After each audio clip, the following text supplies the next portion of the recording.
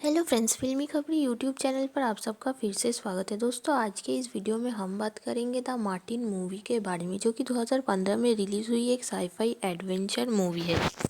Movie की कहानी शुरू होती है और हमें देखने को मिलता है मंगल ग्रह में कुछ एस्ट्रोनॉट्स काम कर रहे हैं और मंगल ग्रह पर ये उनका 18वां दिन है।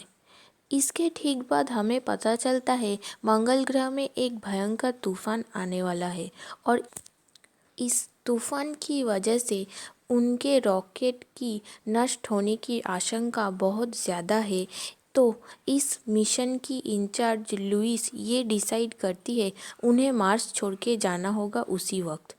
तूफान अपने चरम सीमा पर था जब वो अपने रॉकेट में बैठ के पृथ्वी पर वापस आने वाले थे। बाहर कुछ दिखाई नहीं दे रहा था और तभी अचानक एक यंत्र के धक्के से इस भयंकर तूफान में मार्क वाटनी नाम के एक एस्ट्रोनॉट खो जाते हैं और इस ग्रुप के बाकी मेंबर्स मंगल ग्रह से चले आते हैं, यही सोच के कि मार्क मर चुका है। सुबह जब तूफान रुक जाता है तो हमें देखने को मिलता है मार्क जिंदा है, घायल है और उसकी ऑक्सीजन की मात्रा काफ़ी कम है। मार्क अपनी टीम के साथ जहां रहता था उस हैब में वापस जाता है और अपने घाव को वो खुद से ही ऑपरेशन करता है। इसके बाद धीरे धीरे मार्क ठीक होता है और अपने वीडियोस वो रिकॉर्ड करने लगता है। वो इस वीडियो में कहता है पृथ्वी के लोगों के साथ वो कांटेक्ट नहीं कर सकता है। उसके बचने का एक ही रास्ता है, जो कि 4 साल के बाद मंगल ग्रह पर एक अभियान फिर से होगा और 4 साल तक जिंदा रहने के लिए पर्याप्त खाना मार्क के पास नहीं है। पर मार्क एक बोटानिस्ट है, जिसका मतलब है पेड़ पौधों के बारे में वो काफ़ी कुछ जानता है और उसका ये ज्ञान उसके लिए काफ़ी लाभदायक साबित होता है। मार्क हैब के अंदर मार्स के सॉइल को उनके ही बायो वेस्ट के सहारे फर्टिलाइज करता है, पर खेती के लिए पानी सबसे ज़्यादा महत्वपूर्ण है। तो मार्क रॉकेट के बचे कुचे फ्यूल के सहारे पानी बनाता है और कुछ अनयूज्ड आलू की खेती शुरू करता है।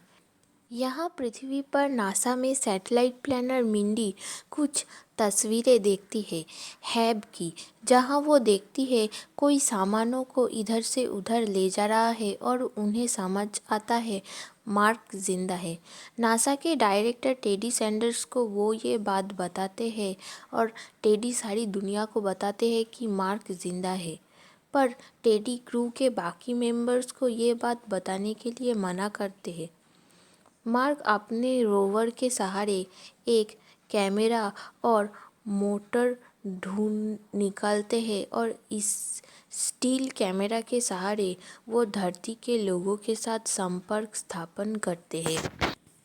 मार्क उनसे पूछता है क्या उन्हें उसका मैसेज मिल रहा है और उसके साइड में येस और नो का साइन बोर्ड रखता है। पृथ्वी के लोग कैमरा को येस की तरफ दिखाते हैं तो मार्क की खुशी का कोई ठिकाना नहीं रहता है। इसके बाद एस्की, जो कि एक सांकेतिक कंप्यूटर लैंग्वेज है, इसके सहारे मार्क नासा से कांटेक्ट करता है। मार्स मिशन के डायरेक्टर विंसेंट कपूर से मार्क पूछता है क्या क्रू के बाकी मेंबर्स को पता है वो जिंदा है।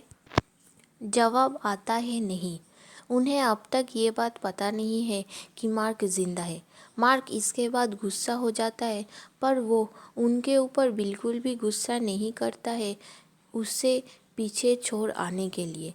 इसके बाद मार्क की आलू की खेती सफल हो जाती है और मार्क का फूड का सप्लाई दुगना हो जाता है। मार्क छोटे आलू को फिर से फसल बोने के काम में इस्तेमाल करता है और बड़े आलूओं को वो अपने खाने के लिए इस्तेमाल करता है। इसके बाद नासा के डायरेक्टर फाइनली मार्क के बाकी क्रू मेंबर्स को ये बात बताने की अनुमति देते हैं कि मार्क जिंदा है। विंसेंट और ब्रूस एक आइरिस नाम का रॉकेट बनाने की कोशिश करते हैं जिसमें वो मार्क को पर्याप्त खाना भेज सके उनके अगले मिशन तक।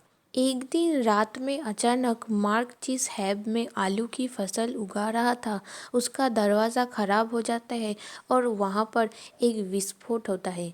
आलू के पौधे और ये मंगल ग्रह की मिट्टी इस मंगल ग्रह के परिवेश के संपर्क में आते ही नष्ट हो जाता है। मार्क की ऐसी हालत सुन के नासा के लोग जल्द से जल्द रॉकेट मार्क तक पहुंचाने की कोशिश करते हैं। इसी वजह से वो रॉकेट की जांच पड़ताल नहीं करते हैं और रॉकेट लॉन्च होने के कुछ समय बाद नष्ट हो जाता है।